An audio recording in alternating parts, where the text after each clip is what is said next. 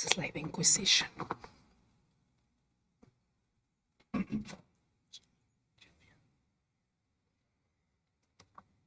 Jillian, you need a name tag? No name today. A Sharpie. All right. It's now 5:45. I'll go ahead and call Committee of the Whole to order. We have just one item on our agenda tonight, and that is the 2023-2024 biennial budget update.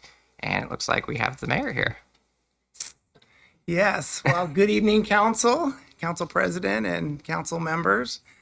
This is the first time being on this side of the dais, so I'm pleased to present my 2023-2024 biennial budget proposal. The presentation that will be provided over the next 3 meetings result from numerous meetings and conversations held by city staff with candid and direct input from the Mayor's Budget Advisory Committee, guidance for the conversations that came directly from my priorities, council requests, and most importantly, the community feedback received over the last year. In May, city staff met to discuss new budget requests and to address the needs of our community by creating, improving, or maintaining a service that supports the city's business plan and overall success. At the conclusion of the Mayor's Budget Advisory Committee meeting, I was provided with their 4 identified priorities and recommendations. I was encouraged by their report as they were identical to my priorities and the same ones discussed at our administrative retreat earlier this year. They were public safety, business development and downtown revitalization, human services, and communication. Over the next few weeks, you will see the city's effort to address these priorities. Before I go any further, I want to thank, to my left here, Carrie Roller and her budget team led by Kristen Travalis for their hard work and dedication in preparing the proposal. It's a tremendous undertaking, and I'm grateful for their hard work. Thank you, Carrie. I'd like to also acknowledge the collaboration among the administrators led by CAO Ed Van Velde. As you might imagine, each administrator brought projects to the table, some that had been deferred during the last budget cycle, and new projects responding to changes in community expectations. Together, they worked to find the right balance of projects and programs that would benefit the community most, moving us towards our goals. Thank you all. Last, I'd like to thank those that served on this year's Mayor's Budget Advisory Committee. Each esteemed member represents a unique and critical voice from the community, and their ideas and feedback help to bring our priorities into sharp focus. I want to thank them all for their service. When I took office, we almost immediately pivoted into a time of financial uncertainty and braced for a recession. Fortunately, we were well prepared and made quick financial decisions that preserved our ability to continue providing services and retain the dedicated professionals that make up the city's team. After adopting a baseline budget in 2020 with no cuts or additions, we innovatively worked towards our goals you have emphasized as priorities in your updated business plan. With your support, we reorganized our departments to align and elevate key programs, and we captured a new tax revenue in support of affordable housing and behavioral health programs. One of the most common questions I've been getting over the last 2 years is, what are we doing to make Renton safe? This is a fair and reasonable question, and I take it seriously. I hear from the community and the business owners, read the emails, and see the change in our city. It should be no surprise that this is our top priority, to create a shift in the direction and enhance the safety of our community. We are approaching this responsibility on multiple fronts. Recruiting for law enforcement is a challenge across the nation. Like many agencies in our area, we compete for the same qualified candidates. Chief Schultz and his staff will be providing a plan to fund new recruiting and retention efforts, bringing in more qualified and diverse candidates to our department. The Renton community is a dedicated one. The number of expressed concerns for safety is equally matched with offers to help address safety in our city. Our budget proposal includes a new communication and engagement manager position in the police department to increase our connection and responsiveness to the community. Increasing opportunities to collaborate with the community, publishing more timely information, and creating more transparency in our process will allow our community to engage with us in addressing and solving issues affecting their lives. The goal of making Renton safe, healthy, and vibrant community also includes tackling the challenge of access to affordable housing. With your adoption of the 1/10 of 1 cent sales tax authority, commonly known as 1590, you ensured a permanent stream of $3 to $4 million per year that can be devoted to affordable housing and behavioral health services. The EHHS department will handle most of the funds and partner with the police and also the courts. With these funds, we were immediately able to partner with Renton Housing Authority, the RHA, to secure $8 million in public funds for the 75-unit Sunset Garden affordable rental housing project. With your approval, $1.5 million was allocated of our 1590 funding for a total of $9.5 million towards the project. 1590 funds will also be used for behavioral health by supporting people through challenging times that may impede their ability to retain a home. We have identified funds to contract with the FD CARES program, a partnership between Renton Police Department and the Renton Regional Fire Authority. This program will provide a new and additional resource not available before to our first responders dealing with increased calls for service on those suffering from mental health and addiction issues. FD CARES helps people navigate health and mental health care systems and connects them to social services such as food banks, rental assistance, fall prevention, therapy, and substance abuse treatment. We also allocated one-time funding of almost $1.8 million in CARES funding through multiple grants and $1.5 million in ARPA funding to support human services such as rental assistance, utility bill debt forgiveness, and emergency feeding programs. In the budget proposal, you will see an additional $600,000 for direct human services and affordable housing programs to provide additional resources to those in need. With this increase, focus, and support, we have increased our human and social service funding nearly threefold, from $800,000 to $3.4 million. Another newly created resource is our community court. Launched last year by our municipal court, this non-traditional therapeutic approach to justice provides practical, targeted solutions rather than traditional punishment in cases involving low-level offenses. Community court brings together community service partners specializing in services for housing, education, employment, chemical dependency, healthcare licensing, mental health, and veterans. Last year, we made some bold changes to our organizational structure. With your support, we formed the Equity, Housing, and Human Services Department, EHHS. This action shifted programs aligned in purpose from several long-standing departments to the EHHS so we could more efficiently allocate and leverage resources designed to help the most vulnerable in our community. Another critical role of this department is community outreach and engagement with our culturally diverse communities through relationship building and identifying obstacles to our services that we can work to overcome. By realigning the neighborhood program with this department, we can leverage well-established channels within our neighborhoods, plus the Inclusion Task Force and other groups to provide equitable outreach throughout the city. In our budget proposal, we created an equity manager position to support our equity work performed for several years by a consultant. We believe this will further embed equity into our operations and open the door to new opportunities to connect with all of our diverse communities as our demographics continue to shift and change with time.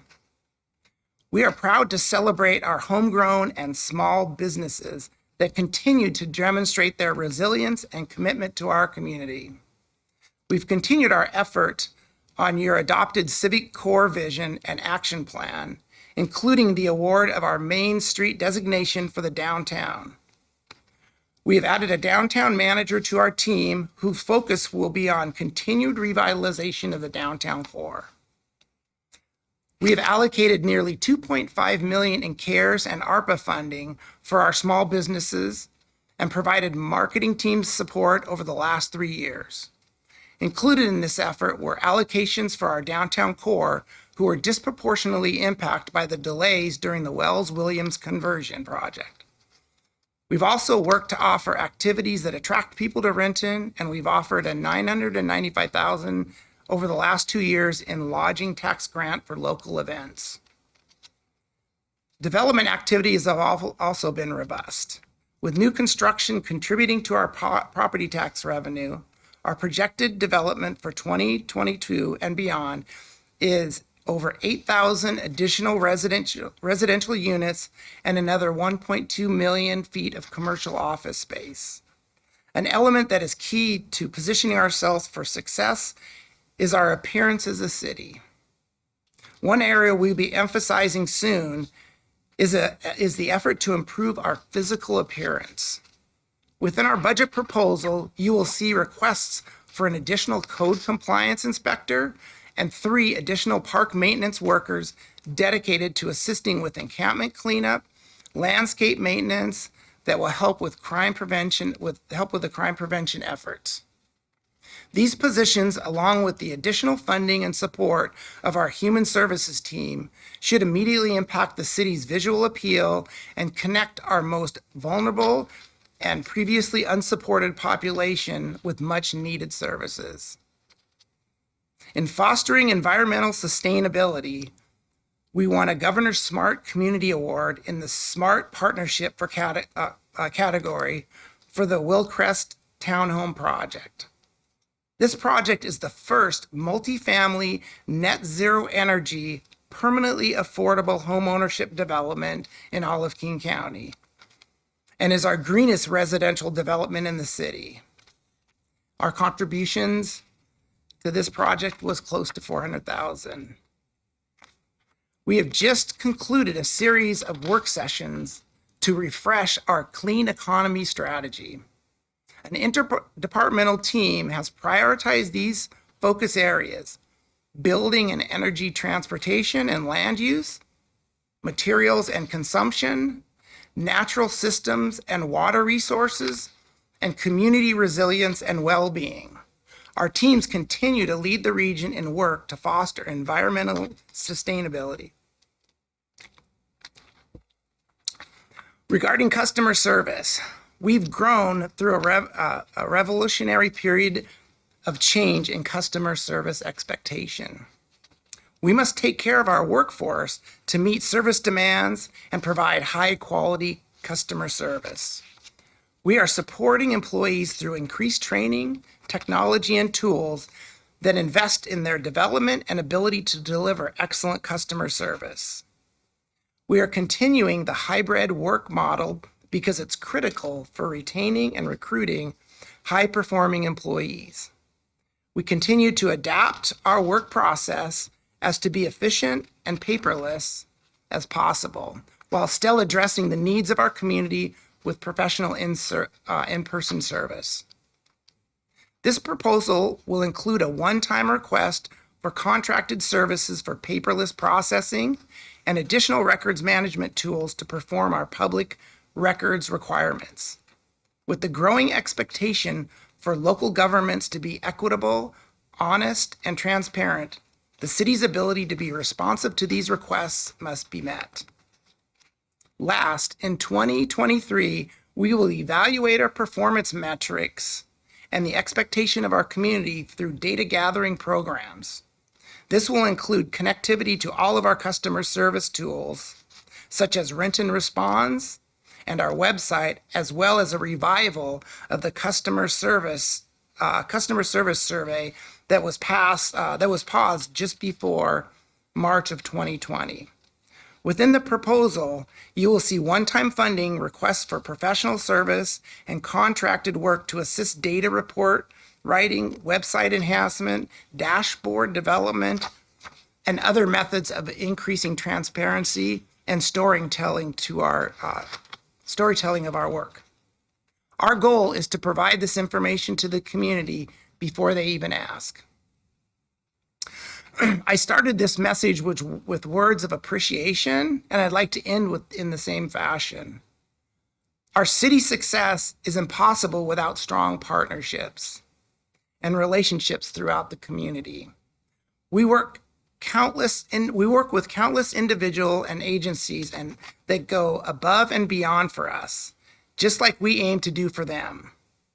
And that's what makes Renton so great. Some of our key partners listed are Renton Regional Fire Authority, the Renton School District, the Seattle Seahawks and Seattle Sounders, Valley Medical Center, Family First Community Center, Health Point, Renton School District, Bezos Academy, Renton Chamber of Commerce, Renton Downtown Partner, and Renton Regional Community Foundations. And hopefully I haven't missed any.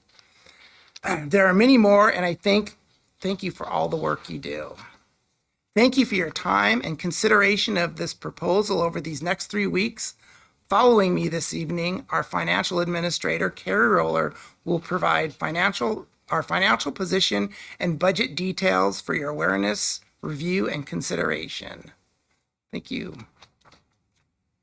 Thank you so much, Mayor. Good evening, Council President McIrvin and council members. I'm here to present just an overview of the budget, and then we'll be handing out the long-awaited budget books to you after that. So thank you. So just wanted to go over the calendar really quickly. We have a really packed month of October where there's going to be lots of finance discussions. So the next 3 weeks, we're going to have department presentations where they'll talk about their accomplishments over the last biennium and also go over their goals for the next biennium and talk about some of their individual department requests in regards to the budget. We will also have our second and third public hearing. We had our first public hearing in June. And so those will be on the 17th and the 24th at regular council meetings. And then we plan to adopt our legislation in the beginning of November. So we'll have our first and second reading, our first reading on November 7th and final adoption on the 14th. So a pretty packed schedule. We'll do our best to stay on track. The next committee of the whole meeting is going to be, the next two are going to be fairly long. They're going to be 2.5 hours. So I believe we might be starting at 4 on those days. So just a quick overview of the budget book. We have it divided into different sections. And so there's tabs for you to kind of quickly get to each section. So our executive summary is just a really quick overview, and that's what I'm going to be talking about more this evening. Then we have our rent and results section that just does some highlights on how the city's operating budget is dispersed amongst the city core values. Then we have our department by department budget. We have a section about debt that summarizes the city's overall debt and ongoing debt requirements. We have a capital investment program section that talks about our capital investments. And this is a little bit different from the rest of the budget. So because it charts out any capital investments that we're going to be doing over the next 6 years. Although the biennial budget only reflects budget for the next 2 years for these capital programs, this will list all the projects that we're planning to do over the next 6 years. Some will be funded, some will not be. And at the beginning of that section is a list of all the capital projects in priority order, just for you to be able to kind of quickly find through there. So 6 is budget by fund. We have over 40 funds here at the city. And so this section has a little description at the beginning, at the top of every page of the fund. It kind of talks a little bit more about why we have that fund and what it's for. And then last just is an appendix that has everything else, demographics of the city and some of the rate changes we're going to be making for the next year. So citywide budget, this budget proposal is $584.5 million over the biennium. And so just a reminder, when we're talking about any of the figures in this budget, it's over a 2-year period. So if we're looking at per year, citywide budget is about $290 million per year. This mix of revenues that you're seeing for the citywide budget is pretty consistent with what we've seen in the past. It makes up about 39% is just in general taxes. And then the next in line is utility charges, which makes up about 30%. So pretty similar mix of budget resource or revenue resources. This projected revenue is approximately 18% more than our adopted budget, or about 3% more than our adjusted budget. And the reason I wanted to make that clarification is when we were setting our adopted budget last biennium, it was fall of 2020, and we were right in the middle of the pandemic. We had seen our taxes decrease significantly. We weren't quite sure how things were going to fare as we moved through the pandemic. And so in that budget, we really projected our taxes and our revenue sources very, very low, just being very careful about not overspending. So fast forward till today, many, if not all of our revenues have reached pre-pandemic figures or even exceeded pre-pandemic figures. So our sales tax, for example, has done very well over the last few years and has exceeded pre-pandemic figures, whereas our recreation fees or some of our licenses are still on the way to recovery. So I wanted just to make that clarification. So if we can compare it to just our adjusted budget, because we've been adjusting as we've been moving through and seeing things change and kind of get back to normal, it's about 3% more than our adjusted budget. So on the economy, I'm just going to throw this out here now. There's a lot of discussion about where are we headed and what's going to be happening over the next couple of years. And so there's a lot of experts that have lots of different opinions. I've been reading a lot about it, and what we're hearing is that we are headed for a recession as early as next year. It could be a little bit later. It might not happen at all, but we have a lot of the key indicators happening right now. We're having rising interest rates. We have high inflation. We have things going on in this world that haven't been going on for many, many years. And so they're just predicting that we are headed for a recession. So with that said, I've been very careful on how I've estimated some of those revenue sources that are very sensitive to the economy. So for example, our sales tax, and I'll show you a little bit later, but for our sales tax, I'm predicting or projecting just small growth or very little growth from what we're seeing today, just because our sales tax has increased so much.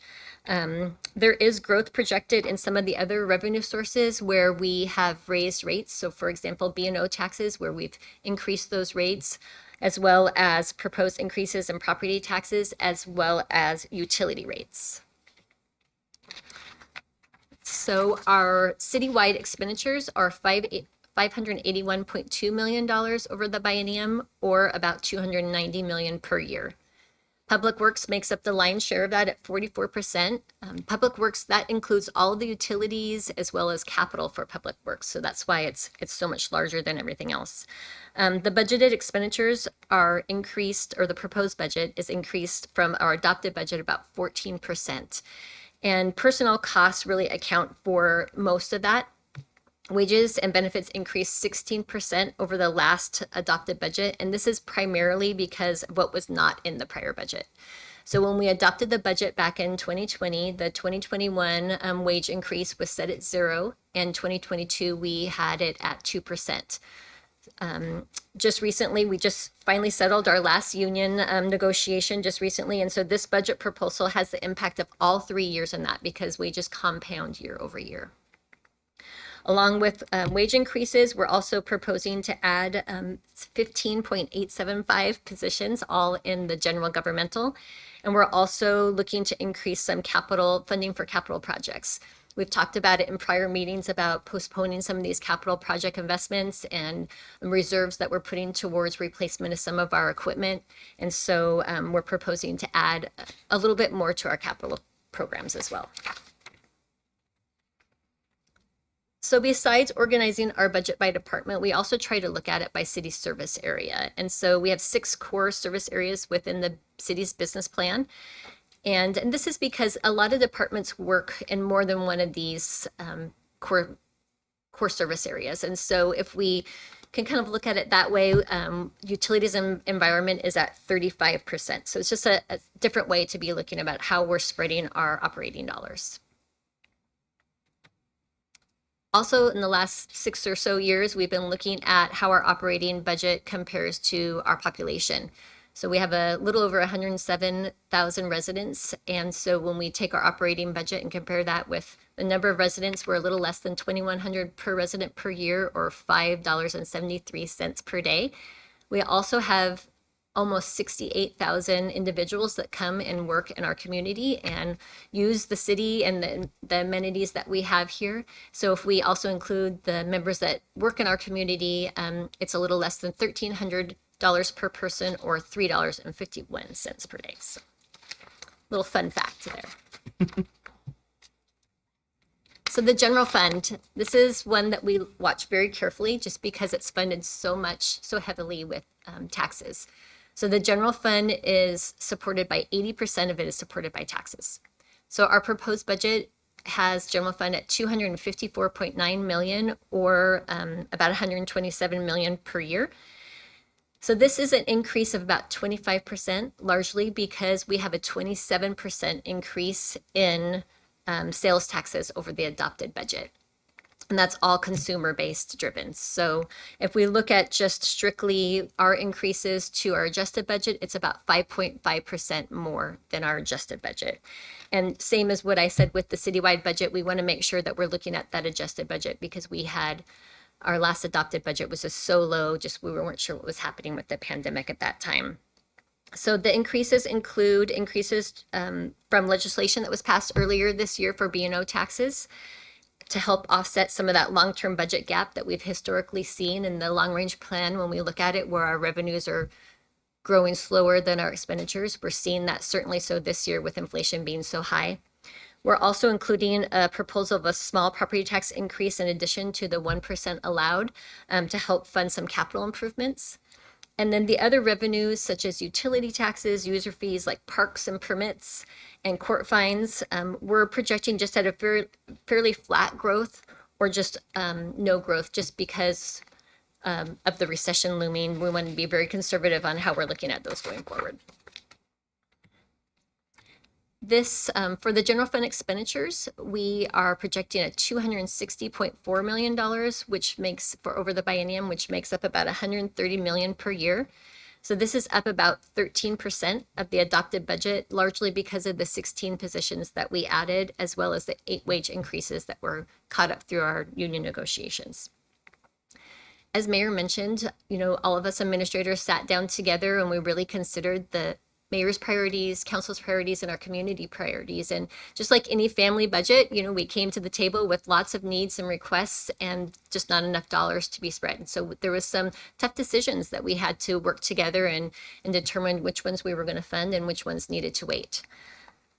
So we really focused on adding to public safety, code compliance, and maintenance staff to help keep our city clean, communications, and an increase to human services, which now makes up about 3% of the general fund budget. This is another way to look at our expenditures by for the general fund. It's just another example of how much of our general fund dollars really go to personnel. So 62% of it goes for personnel. We also have internal service funds, which is the green pie there that services like our IT and our fleet and our risk management. Of that, 46% of that includes personnel costs. So if we combine those two, just the personnel side of things, over 70% of our general fund is made up of personnel costs. The next is services and utilities at 17%. That includes some intergovernmental fees from Valleycom and Score Jail. And then we have capital and debt at 4%, and then small supplies and equipment at 1%. Sure I caught everything there. So our capital investment plan, as I mentioned, we really have been wanting to add some more dollars in this area. We've postponed a lot of investments. When we kind of looked at this at the council retreat, there was a lot to do and not a lot of funding. We had a lot of unfunded projects. And so we are projecting or proposing to have $12.2 million of capital funding allocated for this biennium. That's over the 2-year period to support transportations, roads and sidewalks and bridges, some of our parks, facilities, and our IT infrastructure. So this is just the makeup of how those dollars were divided. We really looked at, we tried to prioritize these. So we looked at the priority of the projects, and spread the dollars that way. We also looked at anything that was grant funded. So some of it was partially grant funded where we needed some more city dollars to make it a whole project. So we made those a priority. And then we also looked at it by department and really made sure that the department had capacity to take on these additional projects.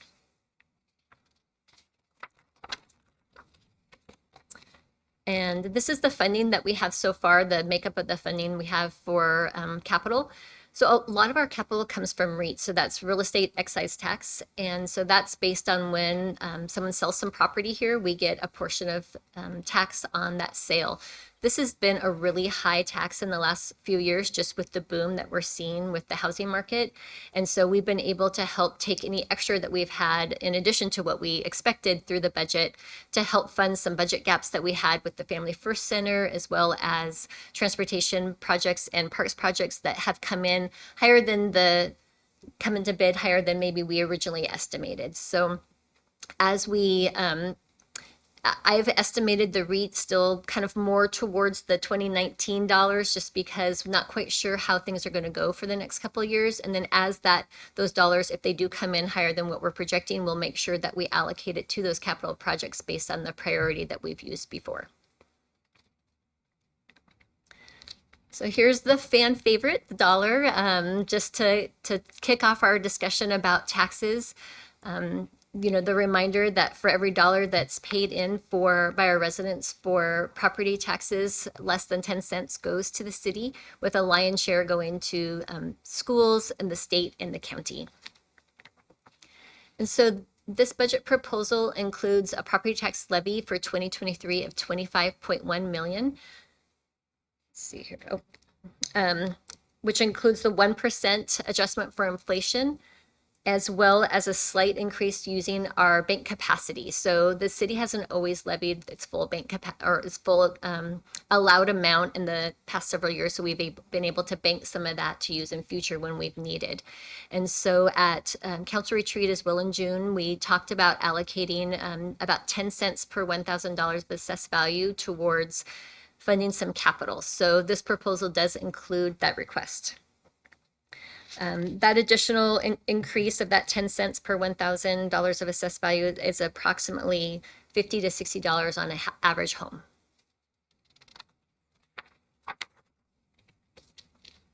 Sales tax. Renton's economy this year has generated almost $360 million in taxes, and we get about 9.5% of that. So it's a great number to see, and we're excited to see it grow, and we were able to really use some of those extra dollars to help bridge that gap with that funding difference that we see when we look at that long-range plan each year. Sales tax, like I said, has done extremely well, and it's really typical also based on just the inflation that we're seeing in the higher prices. When you see inflation in higher prices, there's just more tax collected on that. Consumers are really choosing to spend their discretionary dollars just very differently. In the last 3 years, I've been watching it very closely just because it is an indicator of where we're headed as a city overall. And so it's been very interesting to see how they've changed their spending habits. And I know I've talked about it a little bit before. We're continuing to see their spending habits just be different. Maybe they, instead of going to a restaurant to eat, they order in, or instead of going to a mall, they're ordering things to be delivered to their home. So it's been very interesting to watch the different makeup of some of the leading businesses in our community that is generating the sales tax. Renton has a very good mix of retail in the city, which has really helped keep the sales tax strong as well. So with that said, because this is most sensitive to the economy and changes in the economy, for the projection for sales tax, I am showing a little bit of growth or just very flat growth over the next 2 years in comparison to what we're receiving this year. And then B&O tax. Let's see, this has increased quite a bit. You'll show this increasing over the next couple of years, largely from the rate changes we made, as well as increasing that maximum tax cap over over the next several years. So it's increasing to 9 million to next year, 11 million the following year, and 12 million in 2025. And then after that, once any single business owner reaches the 12 million B&O tax, that they do get a discount on their B&O tax after that. So that's why you're seeing it kind of stair step up over the next several years. This increase we put in place again just to help with that long range plan as we were seeing that fund balance heading to the negative zone, and we this is really going to help, and you'll see in the next slide it's really helped quite a bit in that long range plan. Again, this is one that will be sensitive to the economy, so we'll want to watch this and be careful about how we're estimating that going forward. So the long range plan, it's looking really good. I want to start by saying I commend council for really making some key decisions this past year and exploring some new revenue sources. I know that as a finance person, seeing that fund balance go down to, in the projection, down to below zero was concerning to me. And I know it was concerning to many of you. And I just really appreciate your partnership in this. And this is really looking much, much better. I know that we're still needing to use a little bit of the fund balance each year to kind of make up the difference between our projected revenues and our expenditures, but it's very much less than we've seen in prior years. So we're estimating maybe just a $2 million per year. And as you can see, that line of that fund balance does not start to take a steeper decline until out years, 5 and 6 years out. And even with that steeper decline in those outer years out in 27 and 28, we're still going to be at or above the 12% reserve that's required for our general funds. So this is just looking much better. So thank you. So what we're going to be doing over the next several weeks in November, we're going to be passing ordinances for the property tax levy. We'll be passing an ordinance to set our utility rates, and we will be doing passing a resolution for any fee adjustments that we have. And then last but not least, we will be adopting our budget ordinance as well. And we're doing this at the beginning of November, so we have enough time to get this done before the state imposed deadlines. And so I just thank you for your time this evening, and I open it up to any questions that you may have. All right. Thank you, Carrie. Thank you, Mr. Mayor, for that budget presentation. I know we have a lot to get into, and I look forward to the deep dive as it were to come. Do we have any questions off the top? Or do I want to start calling department heads up to get going into next week's? Just kidding. Councilmember Perez. Thank you. I really don't have questions. I just want to say thank you. Thank you for your presentation. It's hard to, dig into questions when we have not had the opportunity to read the budget, but it looks very promising. At least the revenues that we have, that you presented, it looks like at least we're not going to be struggling as much as we have done in the past budgets. And I like your priorities, Mayor. I know that there are priorities of the community, and we have heard loud and clear the community what they want and they care. So I really like your budget presentation. So looking forward for the next month to hear from all the heads of the departments to see how we can provide better services and solve some of the problems that we have. Thank you. Councilmember Albertson. So this may be, I'm sure this is premature, but on the capital investment plan slide, I was just curious as I look at it, is there a particular reason why in 2024 there's less the funding source coming from the B&O and the impact fees? Is that to say that don't anticipate as many of the capital improvements, or because of that huge increase from the REITs, which I would then also say, well, hold on, if there's a recession, is that, And so that is just how we're going to be spending it over those 2 years. So some of the projects that, because REIT is restricted, there's only certain things we can use it on. Mm-hmm. And so it's really just the timing of when those projects will be spent. And so, for example, we have some funding already set aside for some of our parks projects that we're doing through our parks levy that we passed several years ago. And so it's just the timing of when we're going to be spending these dollars, not necessarily how we're earning them. Barbara Halloran. Yes, thank you. Thank you very much for all the hard work that went into this so far. And I know there's a lot more to go. But I remember Chief Schultz mentioning at a previous committee of the whole startup funding for our Navigator team. I think it was 300,000 or 600,000. And is that in here? Is it Ragu? Is it in here? So yes, that's being funded with our 1590 funds, and that is in the budget. Excellent. Thank you. I'm not seeing any additional comments or questions at this time, which is totally fine because we haven't got, as Councilmember Perez said, the budget to pour through. I imagine next week there will be lots of questions after, and then we'll have the opportunity to hear from each of the department heads, or at least half of them. Thank you for laying out that process. Thank you for presenting the budget. We are looking forward very much to. Oh, I have one more from Councilmember Halloran. Just for clarification, can you tell us who we're going to be hearing from next week and then the week after?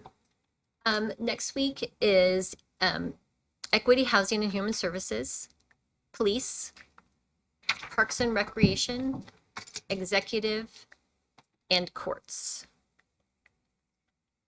And With the then- potential rollover if we don't get through all of that. Yes, so we do have 3 meetings set aside just in case we don't get through it all. I mean, We can send you the okay, we'll thank send you. you that information. thank you. Yeah. Thank you. Councilmember Perez, did you have something further? No, I'm just looking forward for a sustainable and realistic budget. but no, other than that. Mervan? Yes. Yeah, thank you. Thank you, Council President. Thank you, Mayor and Carrie, for your presentation. Very much appreciated it. And I'm sure as we hear from the police department this coming week, we'll probably hear about the special district proposal that is probably going to be in the budget. Special district in terms of public safety. Correct? Yes, we have added some positions that Chief Schultz will be going over next time to help support public safety. That's part of the 15.875 positions we've added, yes. Well, thank you very much. And a special thanks, I know it was said earlier by the mayor, but also want to thank obviously everyone behind the scenes who put all this together. So now we got from the council side a lot of work to do. So looking forward to that process. Thank you. We'll adjourn the meeting. Thank you. Recording.